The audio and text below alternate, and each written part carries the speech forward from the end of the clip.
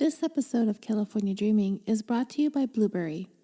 Blubrry offers the best media hosting, accurate listening stats, and their all-new PowerPress Deluxe sites, a no-setup WordPress website for your podcast, and it comes with all of the necessary links to share your show with the world built right in.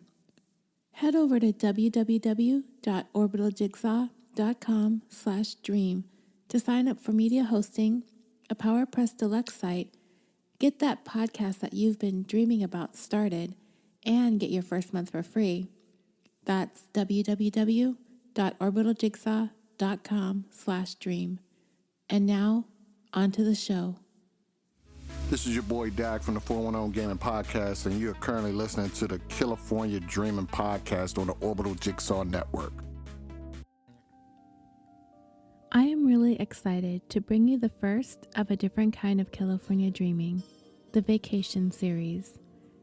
If you follow me on social media, last month I asked you guys to comment on my post with your city, state, province, or country, and I would put all of the answers into a drawing and choose one to cover a crime from that particular area. Well, my daughter did the drawing for me, and the winner was Facebook commenter David from Florida. The land of flowers, where the sawgrass meets the sky. So, I spent a great deal of time sorting through all of the wackiness that is the state of Florida and the wealth of crimes it has to offer. I really tried to come up with a story that not only resonated with me, but hopefully possibly one that hasn't been covered too extensively by other great podcasts. I've come to find that not only does Florida have some stories that are stranger than fiction, there are so many of them as well. And there are quite a number of excellent podcast hosts that are based in Florida and have done an amazing job covering some of the most sensational stories out of the Sunshine State. I'm still torn between two crimes. One of them is a story my husband wanted me to tell, and the other one is one that I wanted to tell. So what I've decided to do is tell my story for you here today, and I will tell his as a bonus Patreon episode. That way he won't feel too left out. I'm excited to take California Dreaming on this little trip to the other side of the United States for this.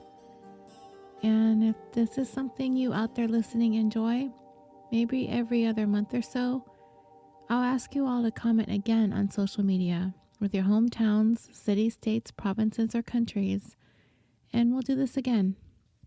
I've saved all the entries from the first drawing, so I will just add to them. I think that I'm going to very much enjoy taking a break from California every now and again, and I hope you guys do too. So, how many of you out there listening enjoy being on the water in any capacity? Do you live near a river or a lake or the ocean? I'm not really one to be on or go in the water necessarily. I tend to prefer relaxing on the shore, in a chair, and watching the ocean as the waves come in and out. I also like standing on the end of piers and staring out at the water and the horizon. The few times I've been out on a boat, like to Catalina, and I've gone whale watching a couple times, I've gotten seasick, so it's not at the top of my list of favorite things to do, but if the opportunity presents itself, I won't not go. I'm not afraid of water, and I'm not afraid of the ocean, but there are people who are afraid of the ocean, a fear technically known as thalassophobia, and I spent some time practicing that so I would get it right. Thalassophobia, the fear of the ocean. There are actually several phobias associated with bodies of water, but thalassophobia is a very specific fear.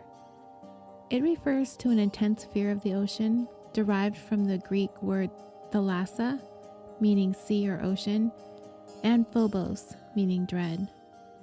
Thalassophobia is usually associated with the fear of salty water, a fear of large waves, a fear of being away from land, or a fear of the vastness of the ocean.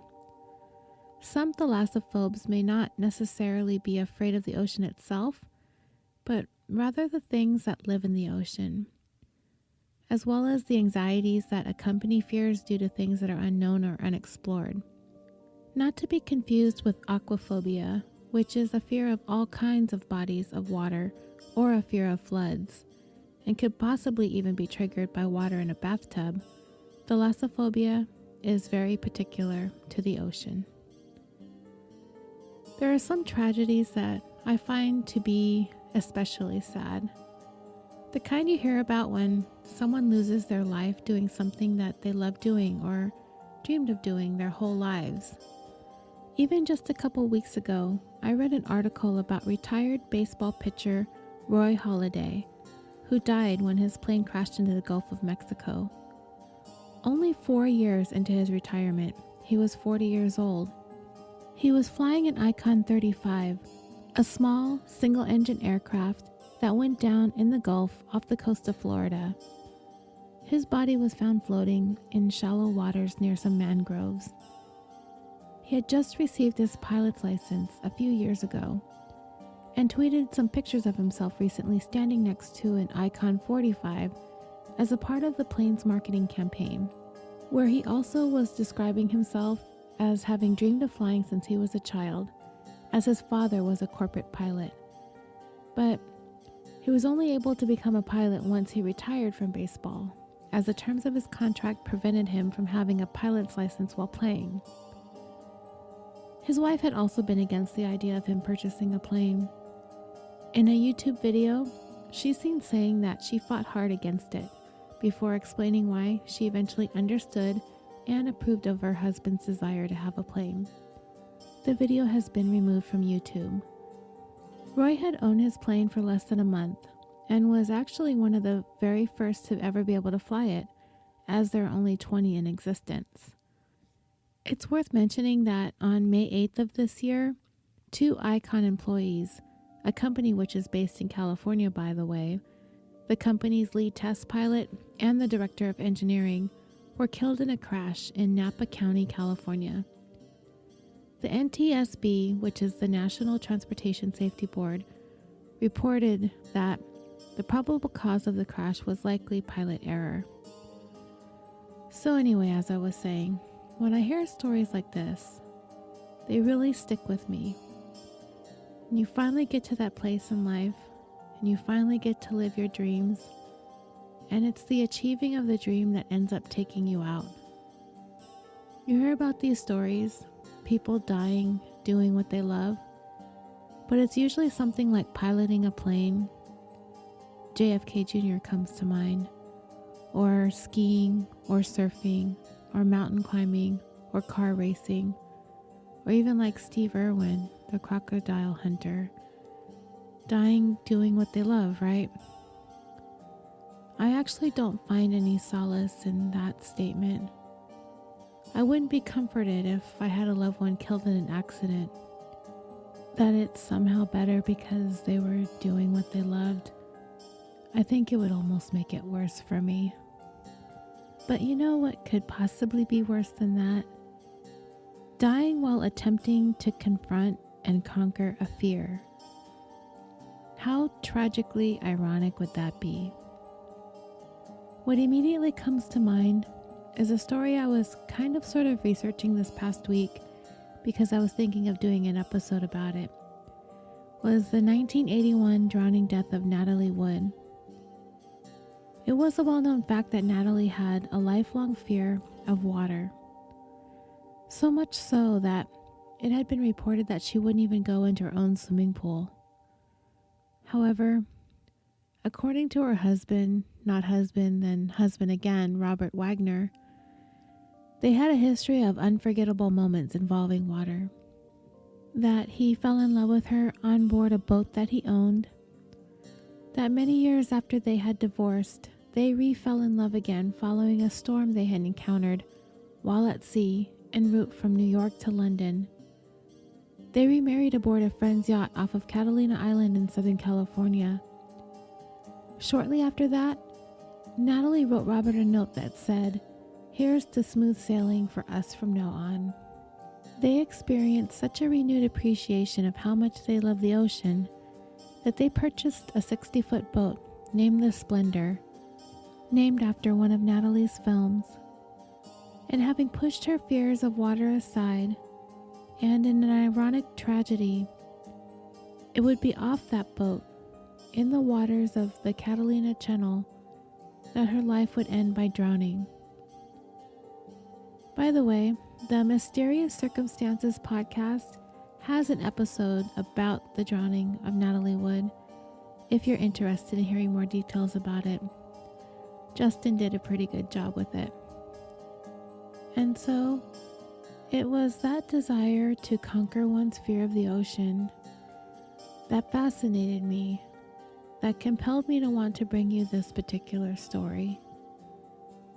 The story of a young mother who had a lifelong, deep-seated fear of the ocean, who decided to set aside her fears for the first time so that she can spend a little bit more time with her husband.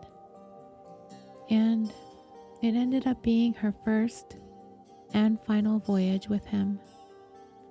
In today's episode of California Dreaming, the tale of the ghost ship. At the age of 24, Kelley Van Laar moved from Kalamazoo, Michigan to Miami, Florida, in search of a better life. Described as a free spirit and adventurous, there needed to be something more out there for her than life in Kalamazoo had to offer. She was very much enchanted and taken in by the glamour of South Beach, and moved there with the intentions of making the most of living there. Sometime after moving to Miami, she had found herself falling in love with a beautiful white home that she had spotted every time she went back and forth over the MacArthur Causeway. She was fascinated by the iconic Star Island mansion. When I had first heard Kelley's story a few years ago, it was the first time I had ever heard of Star Island. And in case some of you listening haven't heard of it either, I'll tell you a little bit about it. It's a man-made island in Biscayne Bay, a neighborhood in the South Beach area of Miami. Built in 1922 by dredging sand, it is accessible by land and barrier islands via the MacArthur Causeway. There are about 98 people who live on Star Island. There have been some notable people who have owned homes there, including Emilio and Gloria Stefan, Sean Combs, Rosie O'Donnell, Don Johnson, and Shaquille O'Neal. So, as you can imagine, it's quite the exclusive neighborhood, and Kelley dreamed of someday living there. And that white mansion, though, it really stood out to her. She found it very alluring. She would call her family back in Kalamazoo and tell them that she found her dream world.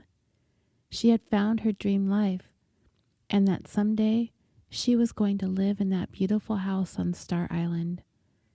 But in the meantime, Kelley was making her way, waiting tables and bartending in South Beach. One day after finishing one of her shifts at work, she met a handsome young sea captain, Jake Branam. And, in an incredible twist of fate, he happened to live in that very same white mansion that she had been admiring each day she crossed the causeway. Unlike many of the young women he had met in the past in South Beach, whom Jake had considered to be pretty vain and superficial, he found Kelley to be quite the opposite. She was real, and she was down to earth. The attraction was instantaneous. They quickly fell in love and embarked on beginning a life and family together. Kelley found herself living in a cottage on the Branam family compound on Star Island, the very place that she had once fantasized about. However, after 4 years of marriage and 2 children, she was finding that this dream of hers wasn't as fulfilling as she had hoped. Jake was living his dream, captaining a boat, hiring it out for charters and for fishing. To Kelley, It seemed like all fun and games for Jake. Being gone all the time, getting to sail around off the coast of Florida. His long hours made for a very, very lonely time for Kelley. She had absolutely no ties to Star Island and no family, just Jake and their kids. I've been a stay-at-home parent, and for those of you out there listening can probably relate to what it's like to sometimes feel like you're losing your sense of self when your spouse is gone working all the time and you're at home with your young children 24/7. It can get to you, and it was getting to Kelley for sure. As nice as it would seem to be able to raise your children in a place like Star Island, I can imagine it would be an incredibly isolating and lonely place to be. What's even worse is Kelley felt as though she was never really welcome on the Branam family estate on Star Island, and that it was especially hard because Jake was away all the time sailing his fishing boat. She would tell family and friends that she was never invited to the family gatherings, and it was dreadfully lonely because Jake was gone all the time. On Friday, September 21st, 2007, Jake had arrived home early to find his wife and children playing outside their Star Island cottage. Kelley was excited to have Jake home early and was looking forward to spending some time together relaxing and enjoying their children. He had spent the last year working hard trying to promote his new charter business, booking trips aboard his boat, which he named the Joe Cool. He was a phenomenal fisherman. He loved fishing and he loved the ocean. Friends would say that he had salt in his blood, as there was nothing else in life that he wanted to do. It was his dream to spend his days fishing, sailing people around, and coming home to his beautiful family. Jake had parted ways that day, a little early with his first mate and best friend, Samuel Kairy, and headed home. They had spent most of the day getting their 47-foot fishing boat in the Miami marina, ready for a Saturday morning job. Right after Jake had left, two men, a 19-year-old named Guillermo Zarabozo and a 36-year-old named Kirby Archer, came strolling up the dock, looking for a captain who would be willing to take them on an unusual trip. They weren't having very much luck finding a captain that was willing to work with them, but then they spotted Sam and the Joe Cool. They stopped and talked to him about chartering the boat for the next day. They explained that they needed a one-way ride from Miami Beach to Bimini Island in the Bahamas, and they asked Sam if he would be interested in doing something like that. Sam called the company's co-owner, Jake's uncle, to secure the deal. Archer tells him that he and Zarabozo are two contractors, and they want to meet up with their girlfriends on the island of Bimini, which is approximately 39 miles away. He goes on to explain that their girlfriends had mistakenly packed their passports and taken them with them, and without their passports, they needed to get around Bahamian customs. This wasn't exactly legal, which is why Zarabozo and Archer were having difficulty finding a captain willing to take them. But it's not something that's unheard of in this area of Miami.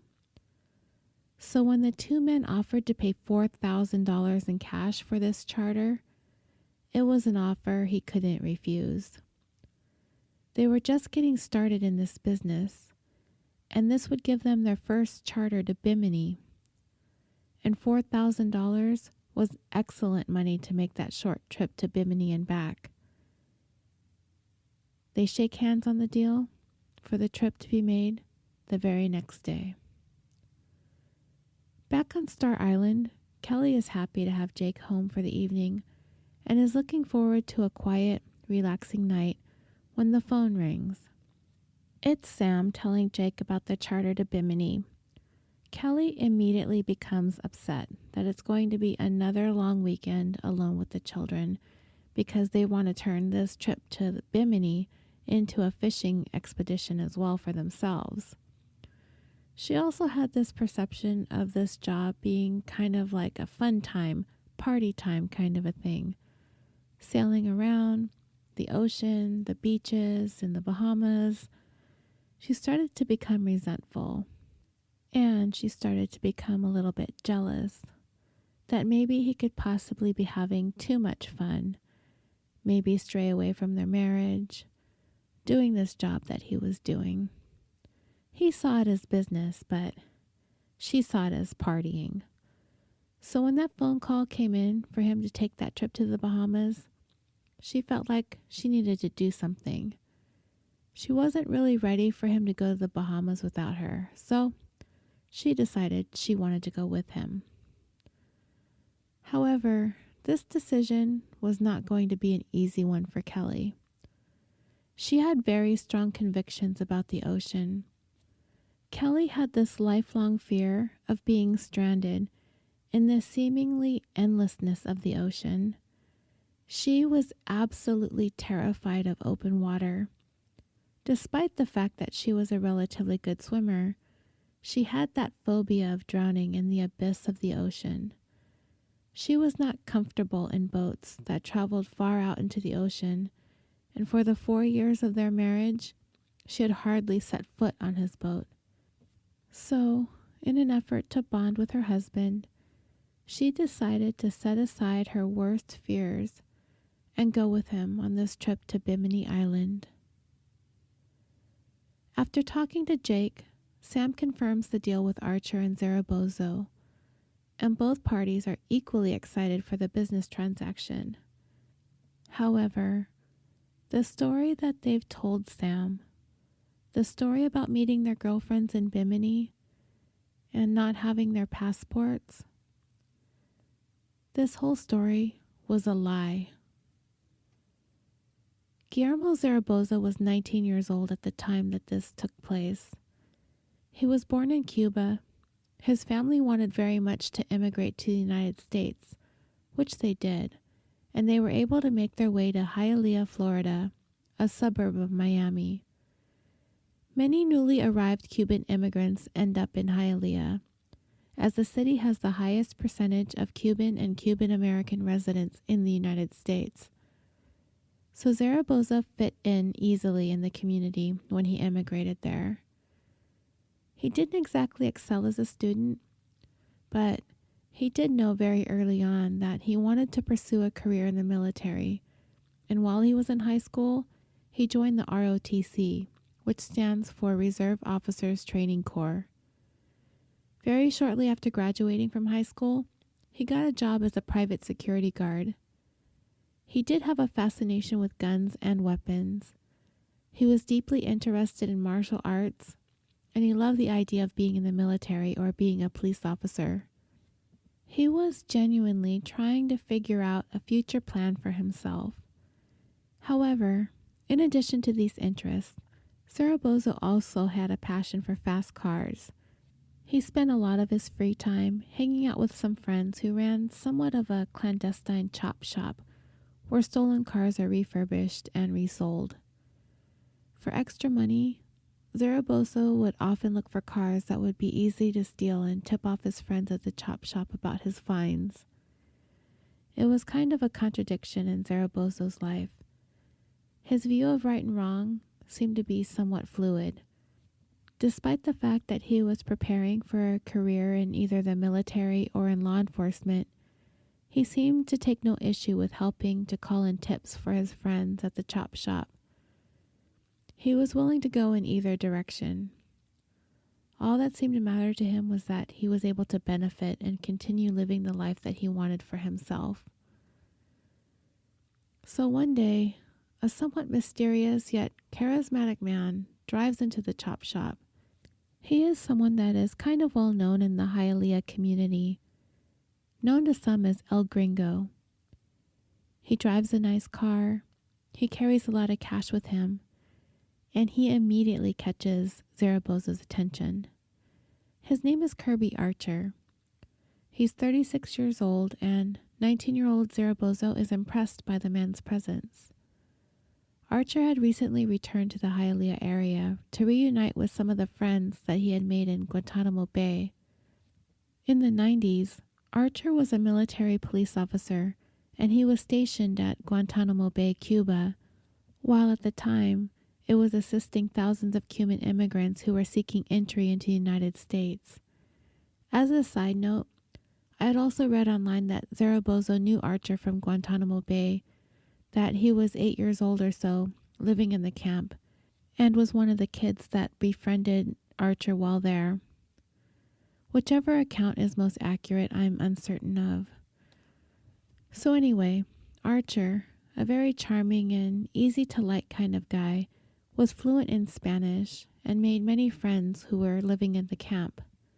So, despite the fact that he was no longer in the military, he was indeed recognized as an important person to the people who lived in the Hialeah area. But it was kind of a mystery as to what Archer actually did or why he was even there. He was drawn to the Chop Shop gang, and he liked hanging out there. Archer had similar interests as those guys, and he came off as a really important person, but nobody really knew why. He was always really well dressed. He never took off his sunglasses even when he was indoors. He always carried a briefcase, and he often stepped outside to take seemingly important calls. So there's a pro tip for everyone. If you want to look important, always wear your sunglasses, always carry a briefcase, and never tell anybody what you do for a living. You'll pretty much impress everyone, apparently.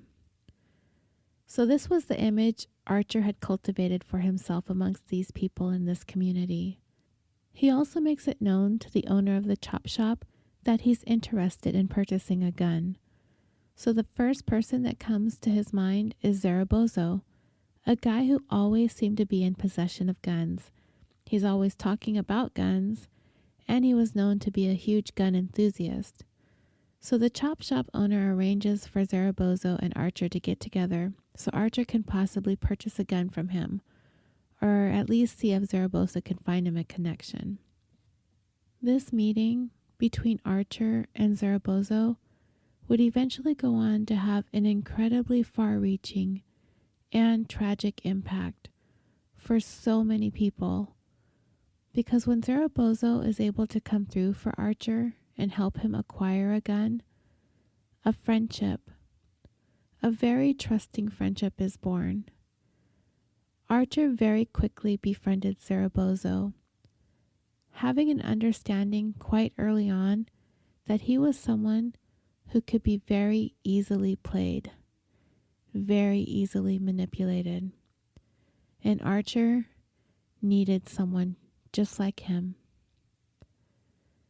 Before I go on about what Archer and Zaragoza are getting themselves into, I think it's important for you to know a little bit more about this Kirby Archer character. As I said earlier, he had been a military police officer at Guantanamo Bay in the 1990s. There had been some rumors or speculation that Archer was homosexual, but that wasn't something that the military personnel were being open about at that period of time. He had expressed a great interest in trying to get a job with the CIA and was really enthusiastic about it around 2000, but suddenly and inexplicably changed his mind. Some have speculated that it was because he didn't think he would be able to pass the extensive background check that he would have to go through in order to become an agent, and that his sexual orientation was something he was afraid would be discovered or would disqualify him.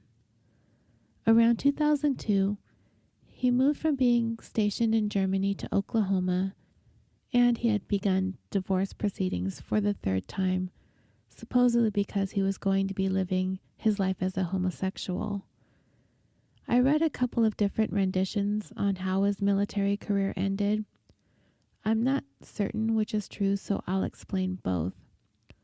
The first one was that he was still an active duty military police officer at the time he began divorce proceedings. However, it wasn't too much longer after that he decided not to re-enlist in the military. He had earned the rank of staff sergeant and had served more than 10 years, and it had been speculated that he was unable to keep his sexual orientation under wraps and received an administrative discharge. The second story is that he did re-enlist but went AWOL not too long after. He came to Gainesboro, Arkansas, and worked at his parents' gas station, and by the mid-2000s, he was bouncing from job to job, unable to hold down anything steady. After his move to Arkansas, he decided to get married to a woman he had dated in high school. He settled down and got a job at a local Walmart, and over the next couple years, was able to work his way up to assistant manager. It's been reported that Archer had taken a liking to several of the teenage stock persons and clerks who were willing to take advantage of Archer's willingness to provide them with alcohol and allow them to drink at his place. Needless to say, there came a point when Archer was suspected of unsavory behavior with these underage kids, and he soon learned that he was about to be indicted on charges of child molestation, possibly statutory rape. I read both in different articles, so I don't know. It could have been both. It could have been one or the other. I'm not really sure. What I am sure of is that Archer had decided that he was not going to stick around and have those charges be brought down on him. So he hatched a plan to get out of Arkansas, but he was not going to go empty-handed. In January of 2007, Archer put his plan to leave Arkansas in motion. While still working as the customer service manager at Walmart, he had purchased a microwave using his employee discount. He took the microwave to the back area of the store and left it where there were no cameras trained on that specific area, and he went to make the final register closedowns for the night, collecting over $92,000 in cash. He sent home the girl, who was strategically chosen by him because she was brand new, was supposed to accompany him on the rounds to shut down the register. She was supposed to stay with the customer service manager until all the money is counted and put into the safe as a security measure. So with her gone, he placed the money in the microwave and walked out the door with it when his shift was over. At some point, he had apparently been pulled over by the police up the road, but no one had been alerted yet as to the robbery. I don't really know what he was pulled over for, but it's surmised that it kind of spooked him, so he decided to take a taxi all the way from Arkansas to Miami, leaving his wife and his kids behind, only taking his microwave and $92,000. Archer knew that that money he stole from Walmart wasn't going to last very long, so he decided that he needed to get out of the country. He figured that if he could make his way to Cuba, that if he were found, he wouldn't be extradited back to the United States. And in Cuba, with the amounts of money that he had, that would last him many more years than it would in the United States. Also in Cuba, he would be able to fit in. He spoke the language, and he had made a lot of friends there during his time in the military. He figured he could live happily ever after. What could possibly go wrong? Well, a lot actually. He needed to figure out a way to get to Cuba without going through customs or having to show his passport. So he hatched a plan. He was going to charter a boat. He would come up with a story about his girlfriend leaving for the Bahamas with his passport and that he needed a one-way ride to the islands to meet her there. For the crew of the Joe Cool, the deep-sea fishing boat that Archer was able to hire, this would be an easy-peasy short trip for a good amount of cash. $4,000 to be exact. Sounds almost too good to be true. That's because it was. As it would turn out, it was Archer's real plan to hijack that boat, hold the crew at gunpoint, and force them to take him near the coast of Cuba. Once they arrived there, he would disembark in the lifeboat and paddle the rest of the way. There, he would just pass the time, perhaps until the statute of limitations ran out on the laundry list of charges he was facing: kidnapping, grand theft, sexual contact with minors, and flight to avoid prosecution. Or perhaps he would just stay there forever. Okay, I'm just going to say it, but man, this guy thinks he's so smart, but wow, this guy is ever so stupid. Whatever made him think he was going to be able to pull off this plan is just absurd. And what was it that he thought was going to make this whole plan of his go even more smooth? Was the fact that Zaragoza was on board to help him. This kid, who was a security guard, he had guns and he was enamored with Archer. He completely idolized the guy. This guy who was just full of so many lies and tall tales. Zaragoza fell for them all. Archer was this ex-military, ex-cop. He had lots of money and drove a nice car. He was everything that Zaragoza dreamed of becoming. So on Friday, September 21st, 2007, the day before their charter to the Bahamas, Archer and Zaragoza checked into a hotel close to the marina. For several weeks, Archer had been grooming Zaragoza for this plan that he had cooked up for the next day. Archer had given Zaragoza some very specific instructions, which he was to follow very carefully. Archer told him that they needed to prepare for a long journey, and he'd made it very clear that he has to cut ties with his friends and family. He could not tell anyone where they were going, what they were doing, or when they were leaving. He instructed Zaragoza to be as vague as possible in discussing his whereabouts. Of course, Zaragoza was intrigued, very intrigued. You're probably wondering what exactly it was that was so impressive about Archer. The guy seemed to be about something important, but what exactly was it? Well, in Zaragoza, Archer has found the perfectly impressionable, perfectly gullible, perfectly naive subordinate in this plan of his. But what was it that Archer was telling him? What exactly was it about Archer that was such a huge draw for Zaragoza? Well, after the two had met about 6 months earlier at that chop shop, as I had stated earlier that they had become really fast friends, they started hanging out afterwards. As Archer was likely trying to get a feel for Zaragoza, to see how much he could trust him, as he was planning on using him for this plan to flee from the country all along. After a few weeks of hanging out together, Archer had finally decided that he was able to trust Zaragoza enough to let him in on a big secret. He told Zaragoza that he was in the CIA, and Zaragoza believed him. Now, have you guys heard this lie being told before? I have, and I think you guys have too. Remember the story of Janelle Potter?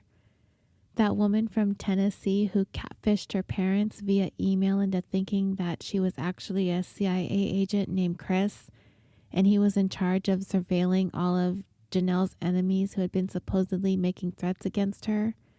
And her parents fell for it and ended up making a plan to kill the two people that the CIA agent had been telling them that were planning on killing Janelle. If you haven't heard that story, it's a pretty good one, and it's been covered by a couple of podcasts. I think I first heard it on maybe Sword and Scale, on True Murder with Dan Zupansky, and I think True Crime Brewery has also covered it too. I find it so absolutely fascinating that people are actually so quick to believe that when someone claims to be a CIA agent. I guess maybe the average person wouldn't exactly know what a CIA agent is supposed to be doing or where they're supposed to be working. I suppose it's somewhat covert and secretive, or it's supposed to be. But some people so easily fall for this "I'm in the CIA" ruse. I'm telling you, I wouldn't buy it at all. CIA agents don't seem to be the types of people who go around telling you that they are CIA agents. I mean, right? So for future reference, if someone tells you they're in the CIA, it's probably not true. So back to Archer. He went on to tell Zaragoza that he worked for the government and that he was periodically assigned to these special jobs through the agency. It's why he always has a lot of money and why he has to be dressed nicely and why he always has to be coming and going. He couldn't just be in one place because it's too dangerous. Zaragoza's impressed and he's excited about being in the company of a real spy. So Archer works the story up to a point where he eventually offers Zaragoza the opportunity of a lifetime. An offer that Zaragoza can hardly believe. Archer tells him that he can get him a job with the CIA too. Knowing what you know about Zaragoza, you can imagine what he's thinking. That, man, this is even better than the police department. This is way better than the military. He's thinking that he can actually join the CIA with this guy. So from that point on, Zaragoza was all in on anything Archer wanted him to do. He was enthusiastic and he was so excited at every turn. He was like, "I'm with you. I want to do this. I'm your man." It was this amazing life of mystery and adventure. Everything a young Zaragoza had ever dreamed of and more. This relationship between the two of them could not have been more perfect for Archer. He had met the textbook naive kid to cultivate and manipulate. Zaragoza believed every single word Kirby Archer told him. Archer had to come up with some kind of elaborate story in order to have Zaragoza convinced that he was in on something big. So throughout the summer of 2007, Archer had been telling Zaragoza that they have been assigned to a mission. He also told him that this mission was very dangerous and that they needed to get weapons. So they had begun preparing for months to carry out this mission that Archer referred to as the Cuba idea. Archer had told him that this so-called idea was to go to Cuba on this international espionage adventure, but the two of them needed to sneak into Cuba unnoticed, that it was of the utmost importance that they not be detected, and in order to do so, they would need a boat in order to circumvent Cuban customs.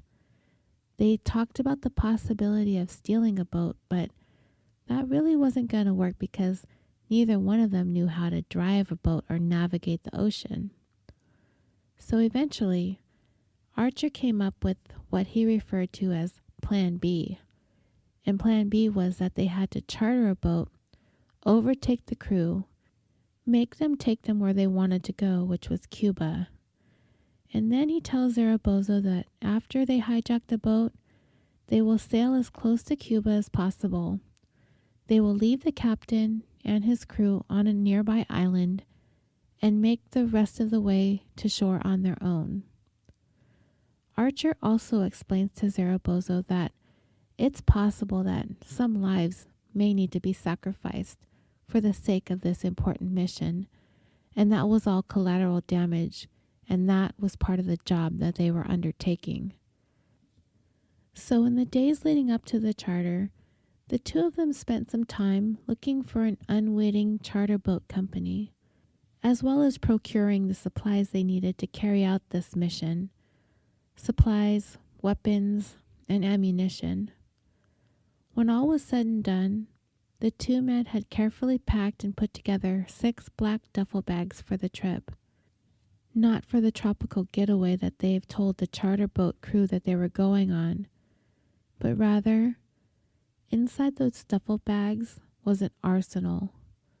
Pistols, combat knives, blow darts, handcuffs, and a bullwhip. Archer had also strictly instructed Zaragoza to not tell anyone about this mission that they have been planning for months. And do you guys out there listening honestly think that this 19-year-old kid is going to be able to keep this cool mission he's on under wraps? If you guessed no way, you'd be right. He could not help himself but gloat about everything he's been doing, as he could hardly believe how important he's suddenly become since meeting Archer.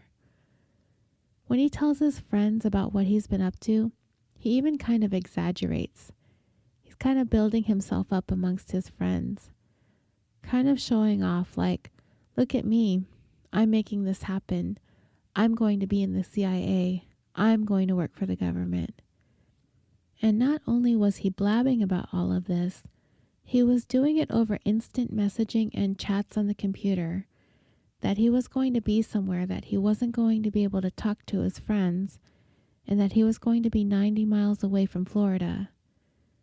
There had even been a chat log where Zaragoza had talked about getting over an ex-girlfriend, stating that he was going to have plenty of time to get over her while he's in Cuba.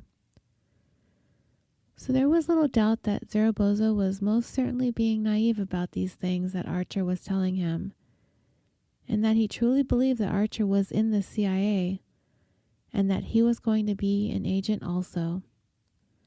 So sadly naive.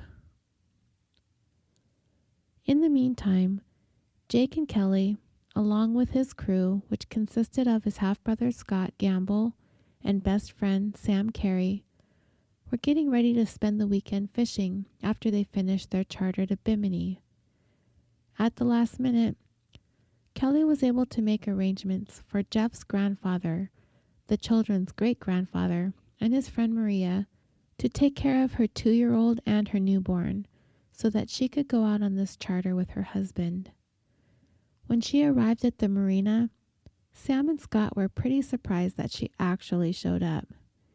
It was no secret that she had a tremendous fear of being so far out in the ocean that she could no longer see land. But the beauty of being off the coast of Florida and the strong desire to spend some time with her husband was enough for her to set aside those fears and go along for this trip. So on Saturday, September 22nd, 2007, this was supposed to be a big day of changes and new beginnings for both Kelley and Zaragoza. Kelley was there to face and conquer her fears of being on open water, and in a big effort to bond with Jake, her husband who loves being on the ocean. She chose this day, this trip, this one-way charter to Bimini, where they've been told that they're taking their 2 passengers. This plan was to spend the rest of the day and the next fishing in the waters between Florida and the Bahamas. I can imagine how exciting this must have been for Kelley to be able to put aside all of her fears just to be with Jake. And for Zaragoza, this was going to be the start of his life as an agent with the CIA. It was going to be the beginning of him making his dreams come true. Shortly after Kelley arrived, Archer and Zaragoza arrived as well, strolling down the dock towards the Joe Cool. They had their 6 black duffel bags in tow, and as they got closer, they were kind of surprised to see 4 people on board the boat. They thought there were only going to be 2, the captain and his first mate. For them, This plan to hijack the boat at sea suddenly became a little bit more complicated, as overtaking 4 people wasn't going to be as easy as overtaking 2. But it was too late to back out, as their plan had already been set in motion. Archer handed over the $4,000 to Jake's Uncle Jeff, the co-owner of the boat and charter business, and he walked off with the money. Unfortunately, he didn't ask Archer or Zaragoza for any identification, so they had no names. They had no idea who these 2 men were getting onto the boat with Jake, Kelley, Sam, and Scott. In them, Archer had been able to find more people who were naive or didn't know or understand the red flags to look for when someone wants to charter a boat. Most of the boat captains, if they were to be offered $4,000 in cash for a one-way trip to a foreign country with no visas or passports or IDs, the first call they would make would be to the authorities. Even though Jake and his uncle had taken the men's story at face value, once they arrived at the boat, Jake suddenly became a little bit skeptical. He did have that gut feeling that something wasn't right. Just as the boat was about to pull out of the marina, Jake grabbed his cell phone and called Maria, his grandfather's friend who was helping take care of his babies. He first asked about the kids and how they were doing. He asked her what kinds of fish she wanted him to bring back. She may have had the feeling something was going on with Jake, so she asked him, as she didn't know exactly what they were doing. She wanted him to tell her about the trip, and when he told her the details of it, she too immediately felt like something wasn't right either. She implored him to dig a little bit more, find out some more information about these men and this trip before they go. She told him not to leave until he knows more, but he told her that he can't stop the trip, that everyone was on board, his Uncle Jeff had already taken the money, and that he had to make the trip.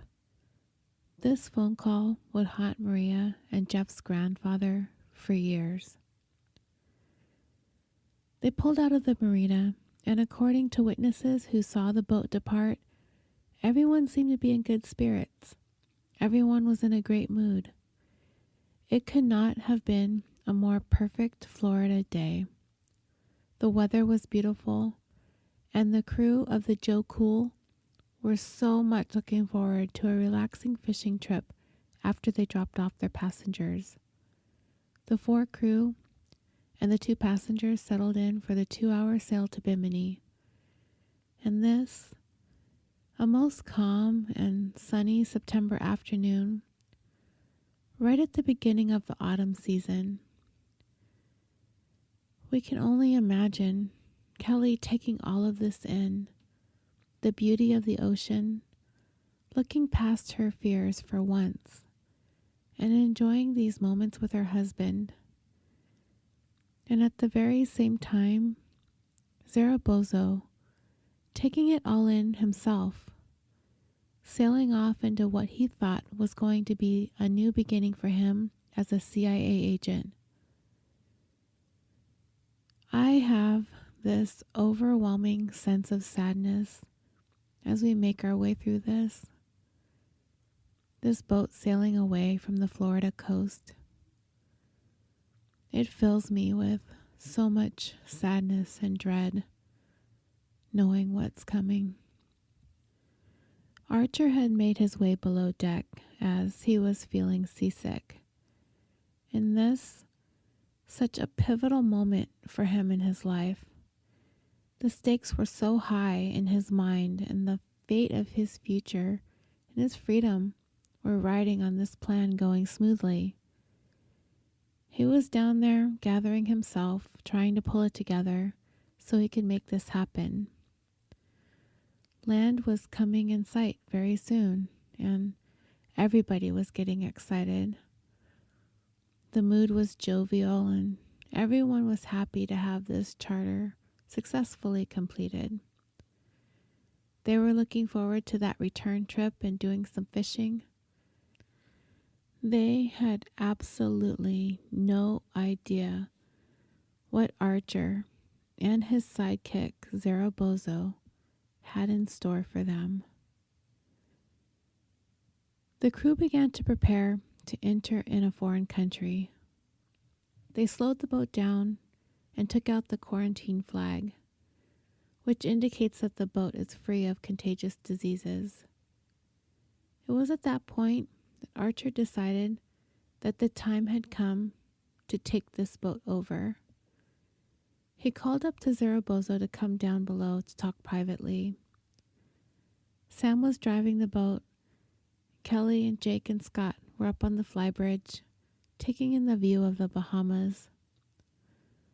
Archer told Zarabozo it was time to overpower the crew and commandeer this boat. Archer then grabbed his gun and headed towards the flybridge. As soon as he was about to reach the top, Scott unexpectedly descended down below. So now it was going to be up to Zarabozo, the rookie in all of this, to now have to deal with two men instead of just one. It suddenly dawns on him that the possibility of a non-violent takeover, the one that Archer had told him was their initial plan in the beginning, that possibility was dwindling. According to Archer, he would claim that he had planned to only confront Jake, overpower him, and take control of the Joe Cool, but he claimed that he suddenly heard some gunshots come from down below, that it had to be Zarabozo, that he must have started firing at Sam and or Scott. Jake and Kelley turn around and peer over the railing to find Scott lying wounded and bleeding on the deck. Archer decided that the only thing he could do next was to kill Jake. He raised his gun and fired one shot at him. His body fell over the rail and onto the deck below. Kelley, frozen in place, without a moment's chance to react to the horror that she was witnessing, was shot one time in the head. She too fell over the railing onto the deck next to her husband. Suddenly, Archer heard more gunshots coming from the cabin below, as Zarabozo, according to him, has shot Sam too. And with that, all 4 members of the crew of the Joe Cool were dead. Zarabozo suddenly found himself having difficulty dealing with the reality of what he's just done, as he suddenly becomes sick and is vomiting off the side of the boat. But believing that he's on this mission to infiltrate Cuba as a spy for the CIA, he pulls himself together and continues to follow Archer's commands. And after all this, I suppose Archer seemingly forgot that he doesn't know how to drive a boat. So he's at the controls, struggling how to figure out how to drive it the rest of the way to Cuba, as the only people who knew how to control this boat were all dead. Later, Zarabozo would state that Archer ordered him to clean up the boat, wash away the blood, and he also tasked him with disposing of Jake, Kelley, Sam, and Scott. So, one by one, they were all tossed overboard to a watery grave. Their bodies were never recovered. Jake was 27 years old. Kelley was 30. Scott was 35. And Sam was 27. And circling back to what I was talking about at the beginning of today's episode, dying doing what you love, I think of that when I was watching videos about this story, The family talking about how much Jake, Sam, and Scott loved the ocean. That this was their life. This was everything to them. And that was where they met their end. And Kelley, poor Kelley. I think about her kissing her babies goodbye that day to go and tackle her biggest fear in the world, just to be with her husband. Putting all of her convictions aside for the sake of her marriage. And this happens. Every time I think about it, I get these chills and this rush of sadness like shoots through my body. So much despair for these people. It's very difficult to imagine what their last moments were like. Anyway, sorry I'm getting sidetracked again. You're probably used to it by now. But these are the things about these stories that really stick with me. So anyway, eventually Archer figured out the controls and changed the course of the boat to head south, going full speed towards Cuba, hoping that in just a few hours he would be a free man. However, just as dawn was breaking, Archer ran into yet another snag in his plans.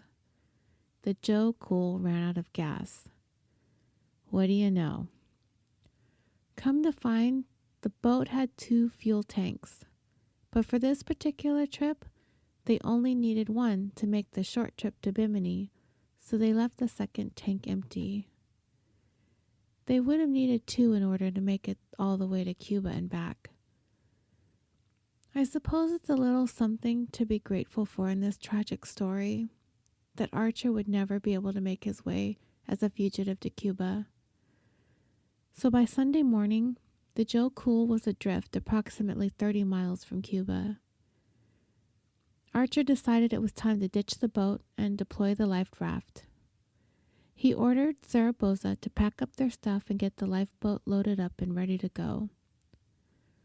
So while these 2 were floating around on the life raft, they concocted this story just in case they were found before they were able to reach Cuba. Archer tells Zaragoza to tell authorities that they are the only survivors of an attack by Cuban pirates because nobody is supposed to know about their CIA mission to Cuba.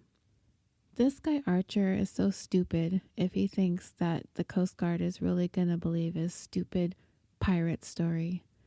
But anyway, back in Miami, Jake's Uncle Jeff was expecting the Joe Cool back by noon on Sunday. They were somewhat concerned because nobody had heard from them since Saturday morning when Jake last called to check in on the kids.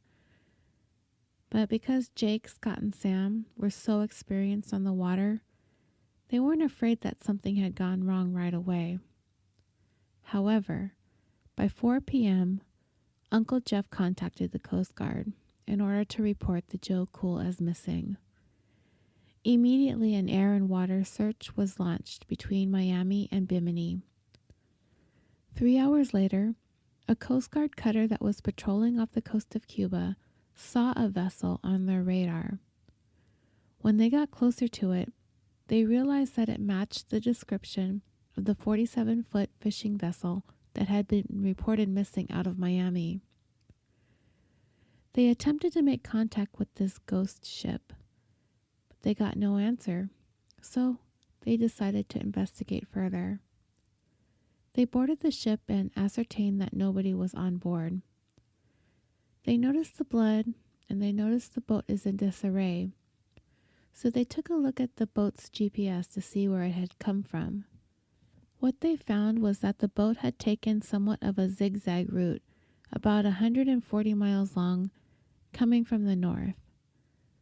They soon realized that this was indeed the vessel reported missing from Miami. The Coast Guard immediately launched a grid search, searching for survivors. And Monday morning, the Coast Guard rescue mission amazingly found some. From a helicopter, they spotted a tiny little orange speck in the ocean. This was a life raft from the Joe Cool. Once the helicopter got closer to the raft, the force of the rudder pulled back the cover of the raft, and they could see that there were 2 people there. As you can imagine, the Coast Guard is absolutely elated that they've found survivors and have made this incredible rescue. I can imagine that it must be a really exciting thing that might not often end up like this for the Coast Guard. But oddly, the survivors don't really seem to be all that excited that they've been saved. As a matter of fact, there is a complete lack of enthusiasm on the part of Archer and Zaragoza. And as you can imagine, this strikes the Coast Guard officials as bizarre right off the bat. There was no gratitude. There was no thank God we were found. Just nothing. I mean, not that I've ever been in any kind of predicament such as this, being lost for a day or two, adrift on a life raft in the middle of the ocean. But I'm fairly certain that if a helicopter spotted me and saved my life, I'd be fairly ecstatic. But that's just me. So I believe that the lack of enthusiasm on the part of Archer and Zaragoza came across as really weird to the Coast Guard. Aside from that, the Coast Guard officials started asking about the 4 other people that were supposed to be on the Joe Cool. Archer explains to them that he and Zaragoza are the only survivors of a deadly attack by Cuban pirates. So the Coast Guard immediately gets ready to continue the search for the 4 missing people from the Joe Cool. They are still hoping they can still find them and possibly rescue them, as time is of the essence. There was speculation that they could be on an island nearby somewhere. At least that's what everyone was hoping for. And that somehow they would find these 4 people somewhere. The FBI is immediately flown out to the Coast Guard cutter to interview these 2 survivors, but they were going to be interviewed separately. Both Archer and Zaragoza recounted the story they had devised, that the crew were all killed by Cuban pirates. However, their accounts of what actually happened on the Joe Cool were inconsistent with one another. So for investigators, red flags started going up all over the place, and the suspicion was quickly raised. Not only did their stories not match up, it was a pretty outlandish tale. The story of pirates being in the Atlantic Ocean between Miami and Bimini, like real-life Pirates of the Caribbean, it's just not really a thing. Federal agents would soon discover who Kirby Archer actually was, that he was a fugitive from Arkansas wanted for robbery. So with that, these 2 survivors suddenly became 2 suspects. It also began to dawn on Zaragoza that Archer really isn't what he said he was. He's not in the CIA. He's not working for the government. He has not been assigned to some international espionage mission in Cuba. And Zaragoza was not going to become a CIA agent himself. And it's probably also quickly sinking in that none of his dreams for himself are ever going to come true now. 3 days after they had set sail with Jake, Kelley, Scott, and Sam, Archer, Zaragoza, and the Joe Cool were brought back to the marina. And these 2 men would soon be made to answer to the charges of murder. To avoid the possibility of the death penalty, the following year, Kirby Archer decided to turn on his co-conspirator, agreed to testify against him, and pleaded guilty to conspiracy and 4 counts of first-degree murder. Before a packed federal courtroom in Miami, Archer took responsibility for shooting Jake and Kelley, but blamed the killing of Sam and Scott on Zaragoza during the botched attempt to hijack the boat in order to head to Cuba. He gave the very first detailed account of the events that led up to their deaths. In his signed statement, he said that as the boat got close to Bimini, he retrieved his loaded pistol and climbed the ladder to the flybridge. He was about to take position and gain control over Jake and Kelley when he heard a shot ring out on the lower deck. He then fired at Jake and then his wife and watched their bodies tumble over the railing. He said it was Zaragoza who killed the other 2 crew members, and he also would say that it was actually all Zaragoza's idea to kill everyone and throw their bodies overboard. In exchange for his guilty plea and testimony against Zaragoza, Archer was sentenced to 5 life sentences without the possibility of parole, and the family was perfectly okay with the plea deal and the sentence. Zaragoza, however, he was going to take his case to trial. Prosecutors had already decided that they were not going to seek the death penalty in their case against Zaragoza, having taken into consideration that he was only 19 at the time the murders took place and that he had no prior criminal history. Zaragoza vehemently maintained that he was innocent and that it was Archer who killed all 4 of the crew members, and that he was completely lied to and duped by Archer. He had no idea that any of this had been planned, and that he continued to go along with Archer out of fear for his own life. In October of 2008, Zaragoza's first trial ended in a mistrial when jurors failed to agree on verdicts for the most serious of counts against him. However, they did agree on the underlying weapons charges, that he was guilty of providing the gun used to kill Jake, Kelley, Scott, and Sam, but deadlocked on whether he actually took part in the kidnapping and killings. The judge decided to throw out the weapons verdicts and ordered a second trial, finding the jury was confused by faulty instructions on the law. During his trial, Zaragoza did testify in his own defense, which isn't a thing that happens very often. He claimed he was tricked into the whole thing, and that the reason he initially lied to authorities was because he was scared and confused. He testified that he didn't know that Kirby Archer had been planning on hijacking the boat and kill the crew. He said that he thought they were going to Bimini to work as bodyguards for high-ranking government officials, and that Archer claimed to have connections with the United States intelligence agencies, and that he was going to help him get a job with the CIA. He told the jury that he had dreamed of a career in the military or in law enforcement. He said that he was in the bathroom when he heard gunshots and the commotion on the boat, and when he came out, he said that he saw Archer holding the gun and everyone was shot dead. The gun, however, was owned by Zaragoza. He said that Archer ordered him at gunpoint to throw the crew members' bodies overboard and clean up the blood on the boat. Prosecutors asked him why he wasn't suspicious that Archer didn't have any ID or use credit cards, or when Archer had lied to the crew of the Joe Cool when he had told them they were going to Bimini to meet up with some girlfriends. He claimed that he just didn't think anything of it at the time, and that it never came to a point where he thought he needed to question what Archer was doing. He was kind of just going along, as he thought they were on a super secret mission. The prosecutor also asked him why he didn't try to call for help or tell authorities the truth initially when they were first rescued from the life raft. He continued claiming that he was afraid of what Archer was going to do to him, so he went along with the story Archer concocted while they were afloat on the life raft after the Joe Cool had run out of gas. He testified that Archer had threatened to blame Zaragoza for the 4 killings since it was his gun that was used, and because he had helped dispose of the bodies. He later changed his story and placed the responsibility of the killing squarely on Archer.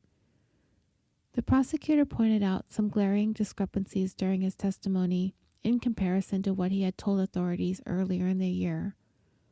One being that in early statements that he had said that he heard 3 or 4 shots.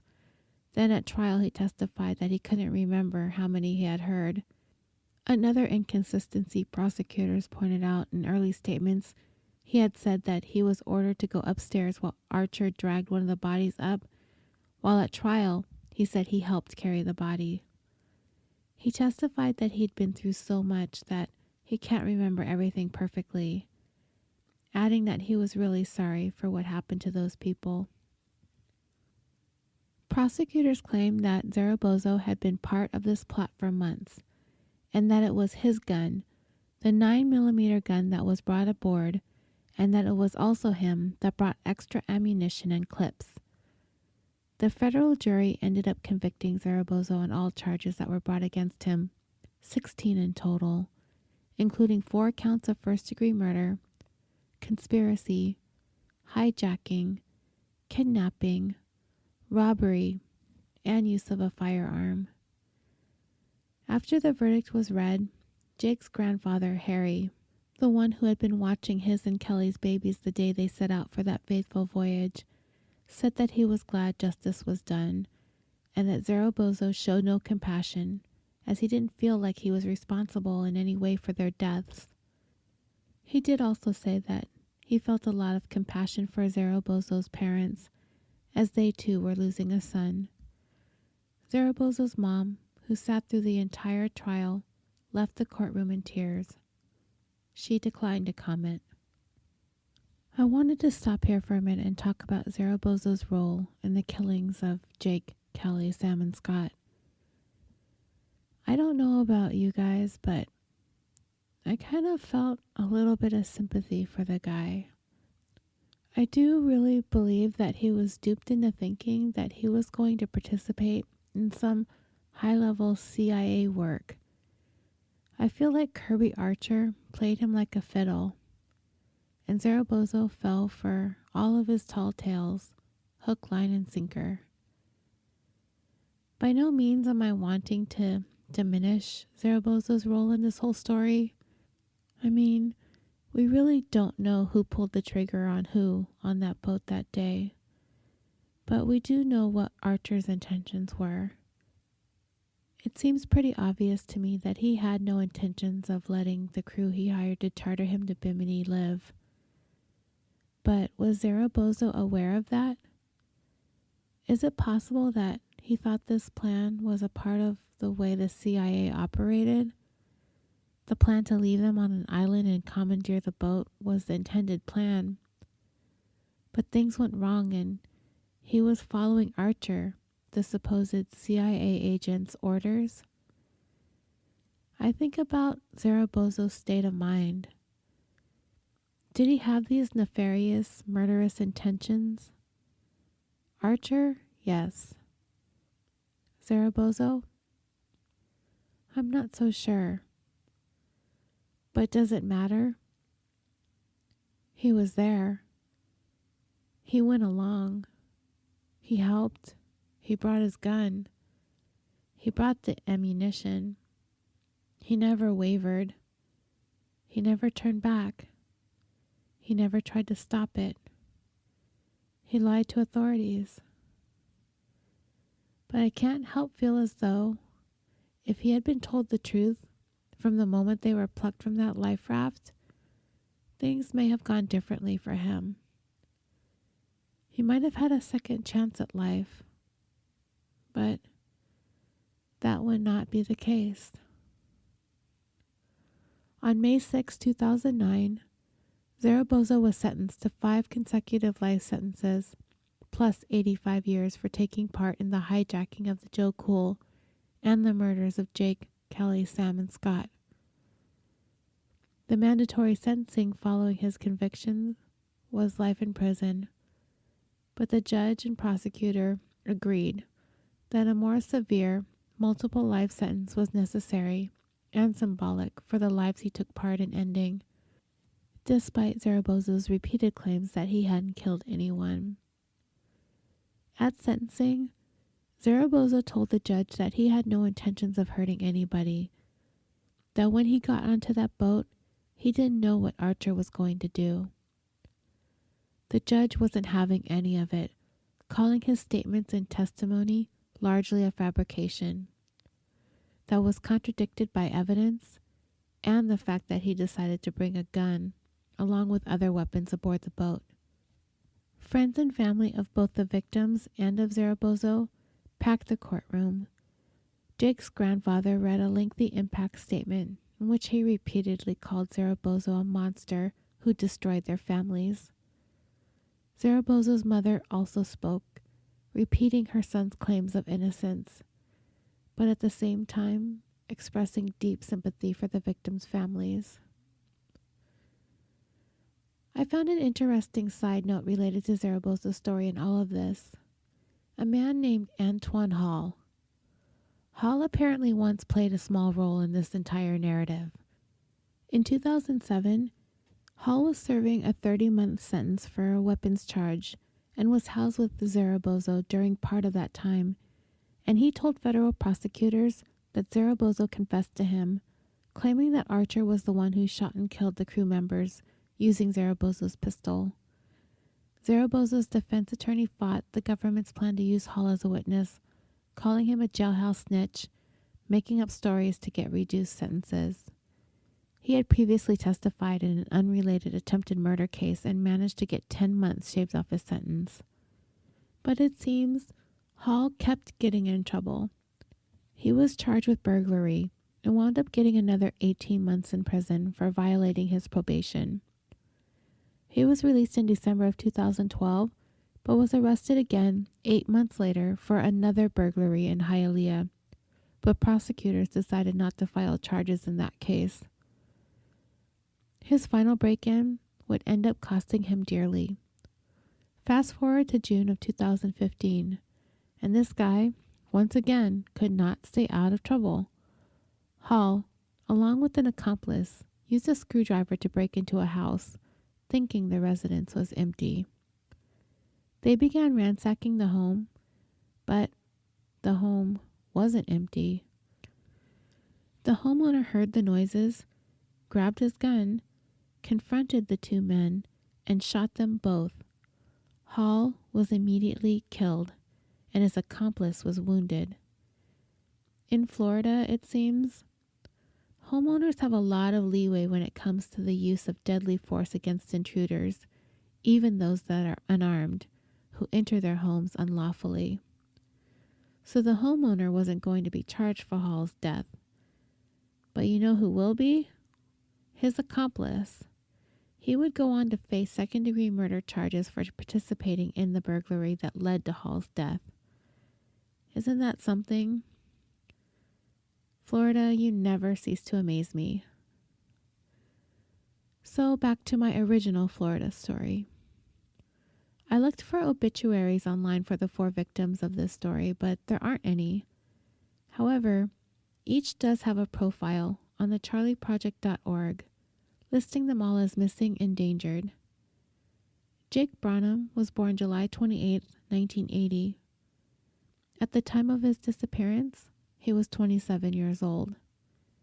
Kelley Branam, Jake's wife, was born July 11, 1977. At the time of her disappearance, she was 30 years old. Scott Gamble, Jake's half-brother, was born June 15, 1972. He was 35 years old at the time of his disappearance. And Samuel Kairy, Jake's best friend, was born August 5, 1980, and he was 27 years old at the time of his disappearance. And what about Jake and Kelley's 2 young children? Taylor, age 2, and Morgan, age 4 months at the time their parents were lost at sea. I wasn't able to find much of an update beyond what was going on in the days following Jake and Kelley's disappearance. But what I did find is that 1 week after the ill-fated voyage, these 2 young children became the center of a custody battle that was likely going to go on for years. Relatives of Jake and Kelley both immediately filed emergency petitions saying they would be the best guardians for the couple's young children. The courts had appointed a guardian in the meantime to look after the children and their interests. The search efforts had been called off 6 days after the Joe Cool was reported a missing vessel. Among those vying for custody were their paternal great-grandparents, their maternal grandmother, and a great-uncle. The children had been staying with their great-grandfather, the one who had been watching them while Jake and Kelley went on that charter to Bimini, From what I could see, the battle for custody was going to be nothing less than contentious, as Jake's family is very, very wealthy, having owned that $10 million compound on Star Island. Those children are likely to be heirs to Jake's family fortune someday, and that seems like something that's going to make everyone want to be their guardians. As I said, I could not find any recent updates as to the custody situation for the children, who would now be 10 and 13 years old. It's worth mentioning that the custody may also be a reason why no obituaries could be found. They might not have been declared dead yet. The court filings list their parents as missing or whereabouts unknown. I don't know what that means in terms of custody, but I found that to be kind of an interesting thing in this case. What would a declaration of death mean for the children? I have no idea of the legalities of it all. And that brings this 20th episode of California Dreaming and my very first episode of the vacation series to a close. Having visited Arizona in last week's episode and now Florida in this, I am looking forward to getting back to California and finding some more fascinating tales to tell. But I'm also very, very much enjoying choosing stories from other places. So if you guys like it too, I was thinking of doing a drawing maybe once a month or so, like I did this time, posting on social media, asking for you guys to comment with your city, state, province, or country, and I'll pick one. This time we chose David from Florida, so David, if you're listening, thank you for taking part in the drawing, and if you would like a show sticker, email me at californiapod@yahoo.com and I'll get one out to you. Also, you guys, if you have a chance to go onto iTunes or on Facebook and leave a review, that would also be much appreciated. And if you already have, thank you for taking the time to do that. It gives the show more visibility, something I could definitely use. I also want to thank you for your continued support on Patreon. I never thought I would see myself at 20 episodes in. The show is growing slowly but surely, and I am ever so grateful to be able to bring this to all of you.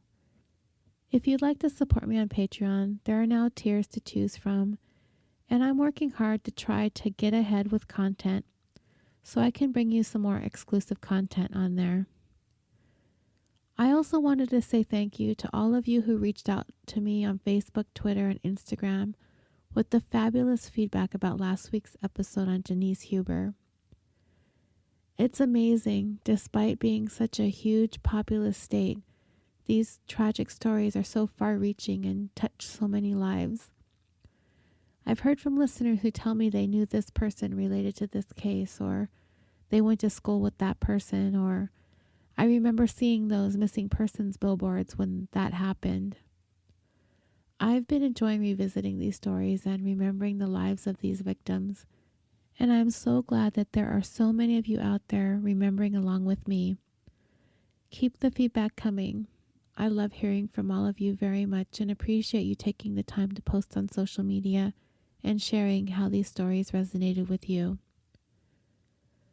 California Dreaming has proudly found a home at the Orbital Jigsaw Network. I can't begin to tell you how much of an impact being a part of this family of amazing podcast hosts has been for me and the show. I've told you all about the shows that we've joined forces with: The Concession Stand, Super Nerds UK, Busted Wide Open, The Dirty Bits, Historium, Is This Adulting, and Film Roast. I couldn't, in my wildest dreams, think of a more incredible group to be a part of, and they are truly like family.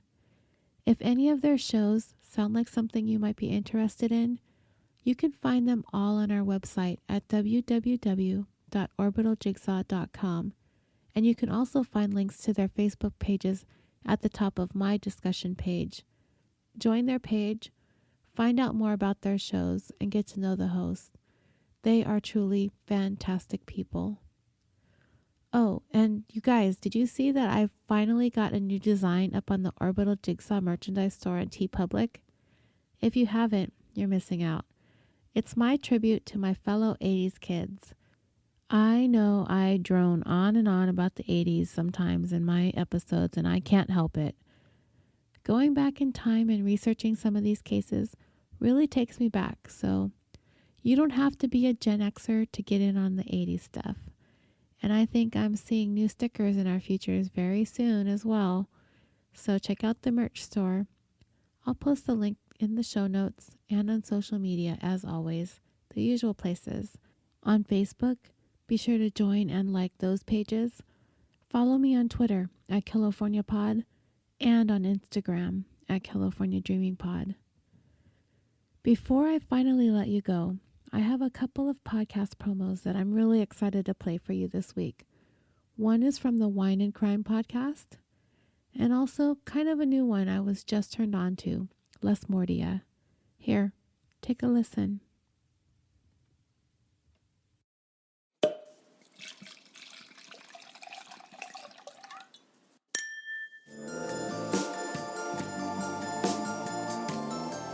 Hey, true crime fans. Have you listened to Wine and Crime yet? We're a true crime comedy podcast hosted by three childhood friends who chug wine, chat true crime, and unleash our worst Minnesotan accents. Each week, us gals pick a true crime topic and pair it with a delicious wine before delving into the background and psychology behind the crime. Then we share and speculate wildly about a couple of bonkers cases related to the topic. Past episodes include necrophilia, cults, crimes of passion, cruise ship disappearances, exorcisms gone wrong, all this over a bottle of wine, or, let's be real, 3. Listen anywhere you get your podcasts. You can also follow us on Facebook, Twitter, and Instagram at Wine and Crime Pod, and check out our website and blog at wineandcrimepodcast.com. Cheers!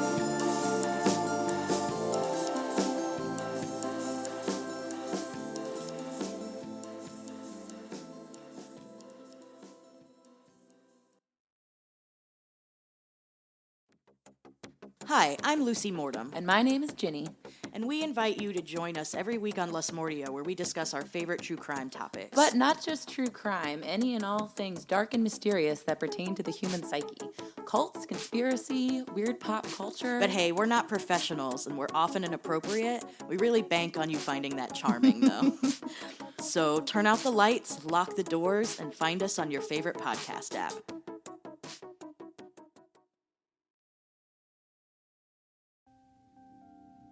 Thank you again for joining me for this 20th episode of California Dreaming. Until next time, sweet dreams.